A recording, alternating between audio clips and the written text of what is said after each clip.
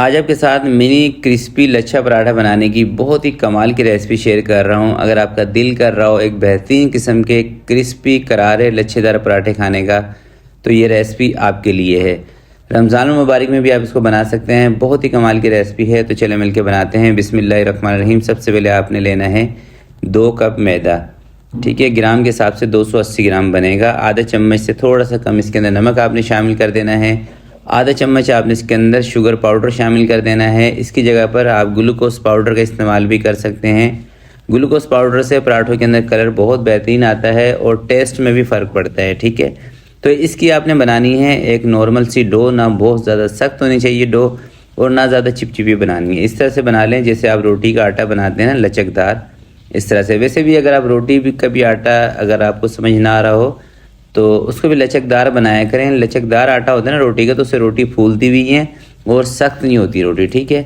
तो डो बनाने के बाद 20 मिनट का इसको स्टेप दे देना है आपने। 20 मिनट स्टे देने के बाद उसके बाद इसके पेड़े बनाएंगे। स्टे देना ज़रूरी है इसको। अगर आप फ़ौरन से इसके पेड़े मतलब आटे को गूंद के मैदे को पेड़े बनाएंगे फिर सही नहीं बनेगा।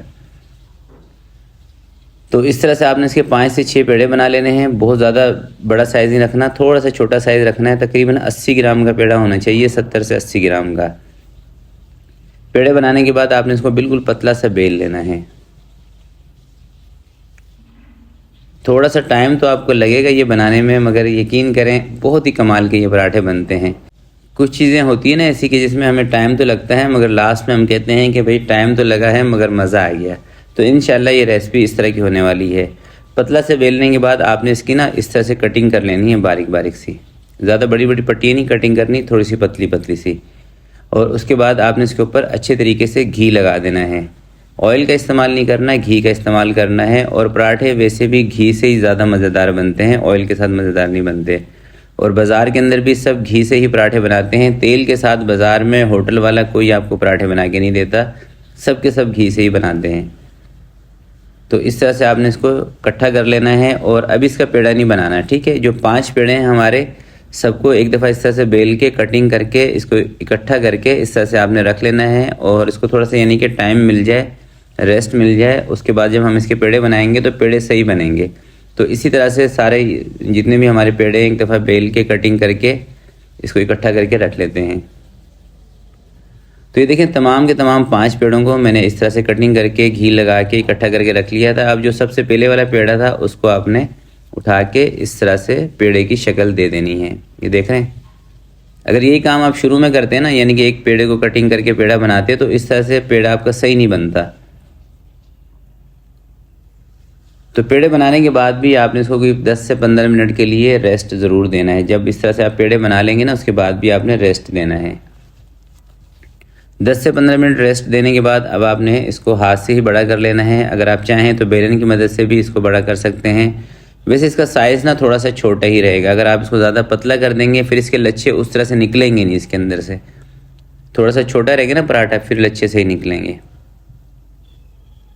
तो अब इसको लेके चलते हैं तवे के ऊपर, और तवे के ऊपर कुछ चीज़ें हैं वो आपको बताता हूँ। तो पराठा बनाने के लिए दोस्तों कोशिश ये किया करें कि तवा आप लोहे का इस्तेमाल करें। लोहे के तवे के ऊपर रोटियां भी अच्छी बनती हैं और पराठे भी अच्छे बनते हैं। अगर नॉन स्टिक का आप तवा इस्तेमाल कर रहे हैं तो थोड़ा सा वज़नी होना चाहिए। वज़नी तवे पे रोटियां पराठे दोनों चीज़ें अच्छी बनती हैं। अगर तवा पतला होगा तो कभी पराठे आपसे जल जाएंगे, कभी रोटियाँ आपसे जल जाएंगी। तो पराठे बनाने का तरीका वही है जो हमेशा मैं अपनी वीडियोज़ में आपको बताता हूँ कि जब ये आटा पक जाया करे ना, उसके बाद इसके ऊपर घी लगाया करें। अक्सर मेरी बहनें क्या गलती करती हैं कि कच्चे आटे के ऊपर ही घी लगा देती हैं, जिसकी वजह से पराठे आपके क्रिस्पी नहीं बनते। कच्चे आटे पे जब भी घी लगाते हैं पराठे थोड़ी ही देर के बाद नरम हो जाते हैं, और घी भी ना बहुत ज़्यादा फिर उसके ऊपर लगाना पड़ता है।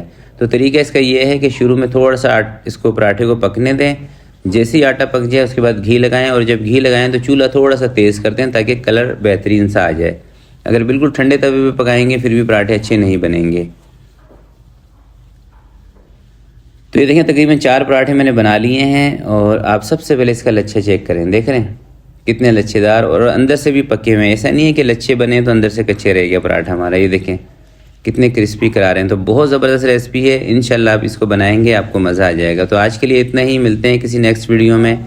तब तक के लिए अपना बहुत सारा ख्याल रखिएगा, अपने वालिदैन का ख्याल रखिएगा। अल्लाह हाफिज़।